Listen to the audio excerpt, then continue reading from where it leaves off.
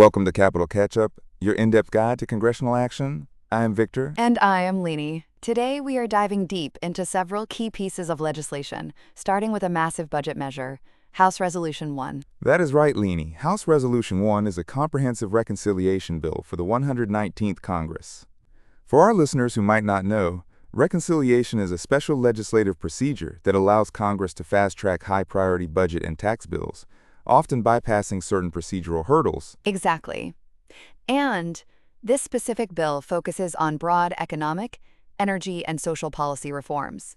It is designed to reduce federal spending and implement America First priorities.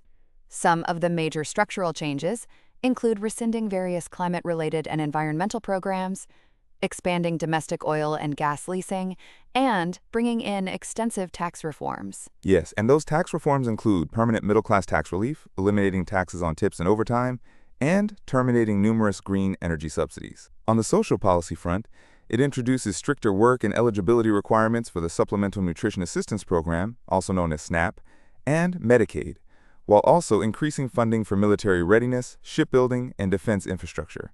The goal here is clearly to shift federal fiscal policy toward deregulation, domestic energy production, and reduced government oversight. It is a major shift, Victor.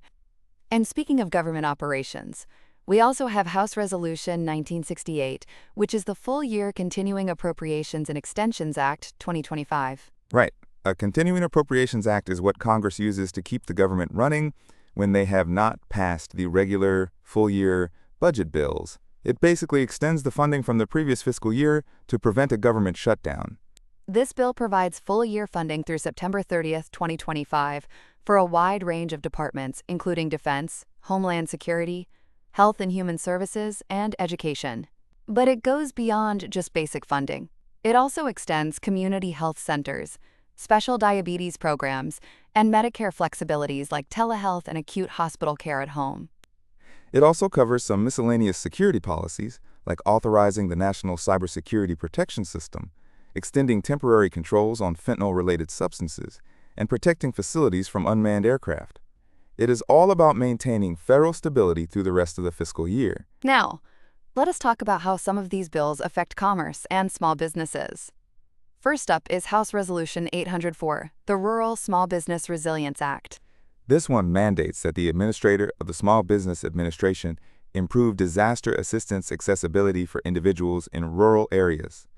After a disaster is declared, the agency must ensure rural communities get equitable support through targeted outreach and marketing. It passed the House and has been referred to the Senate Committee on Small Business and Entrepreneurship.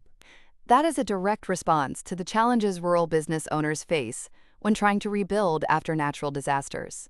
Along similar lines of supporting small businesses, we have Senate Bill 3548, the Fair Competition for Small Business Act of 2025, introduced by Senator Cory Booker and a bipartisan group of colleagues.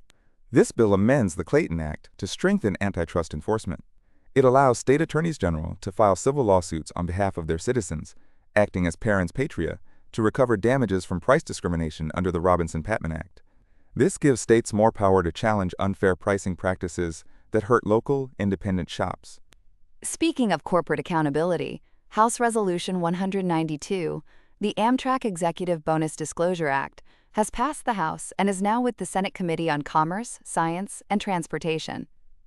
This bill requires Amtrak to publicly disclose the base pay and bonus compensation of its executive leadership team on its website, including the specific performance metrics used to determine those bonuses. That is all about transparency for a service that receives federal support. And on the energy side, House Resolution 1949, the Unlocking Our Domestic LNG Potential Act of 2025, has passed the House and is now on the Senate calendar.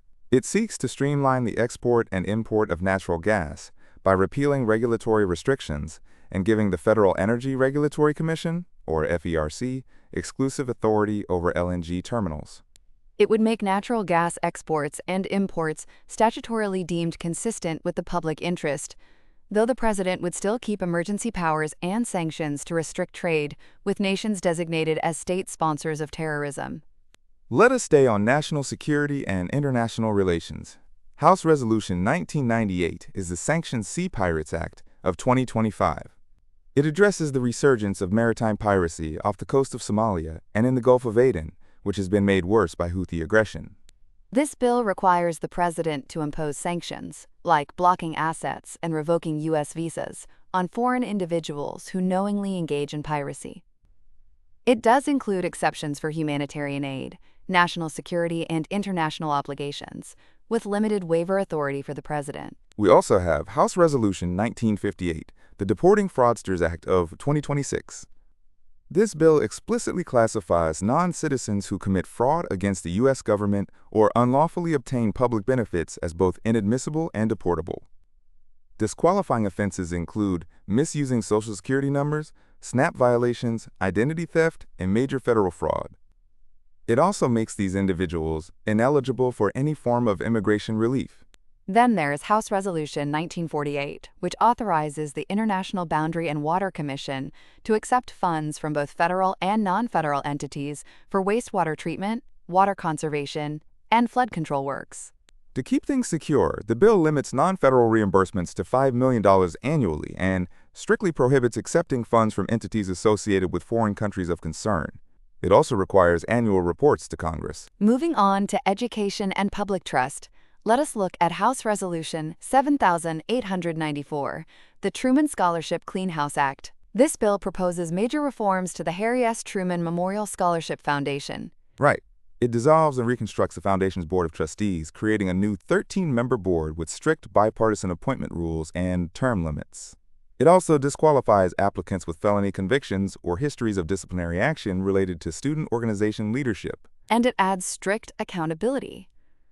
Recipients must repay their scholarship funds if they fail to meet public service employment obligations or violate conduct standards. On the K-12 side, the House Committee on Education and the Workforce has reported House Resolution 7661, the Stop the Sexualization of Children Act.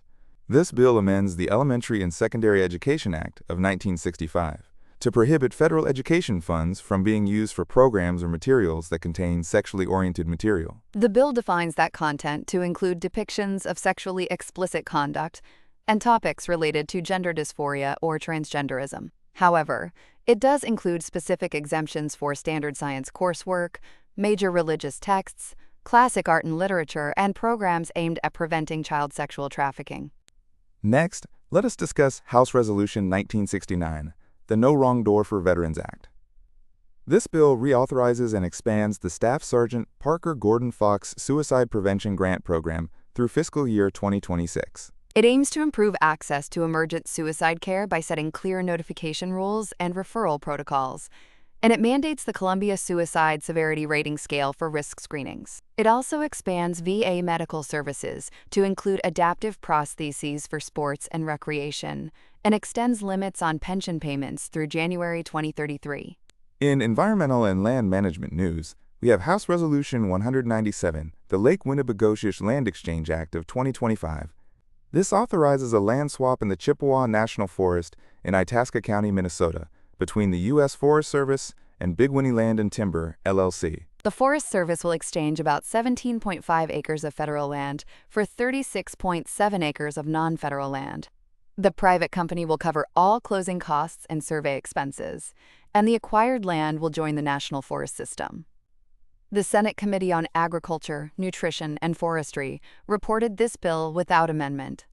We also have two commemorative bills.